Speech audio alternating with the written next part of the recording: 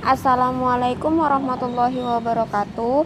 Nama saya Marcelina Ardelia Soraya, kelas 11 MIPA 4, nomor absen 22.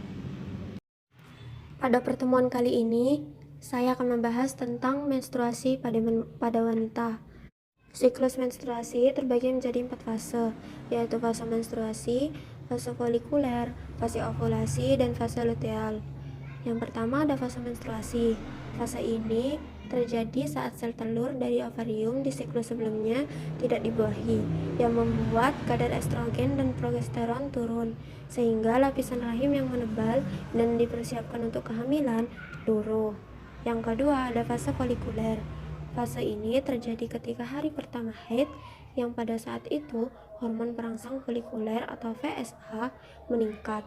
Ini terjadi saat hipotalamus mengirim sinyal ke kelenjar pituitari yang melepaskan nyawa kimia yang berupa gonadotropin general. Hormon ini mendorong kelenjar hipofisis untuk menghasilkan kadar peningkatan hormon LH dan FSH yang merangsang induk telur untuk menghasilkan 5-20 kantong kecil yang disebut dengan folikel. Setiap folikel mengandung sel telur yang belum matang. Lalu, hanya sel telur yang matang atau yang sehat yang dapat matang, dan sisanya akan diserap oleh tubuh. Folikel yang matang ini memicu lonjakan estrogen untuk menebalkan lapisan rahim dan menciptakan lingkungan nyaman bagi embrio. Yang ketiga ada fase ovulasi. Ini merupakan fase subur. Fase ini terjadi saat estrogen meningkat, memicu kelenjar pituitari melepaskan hormon LH.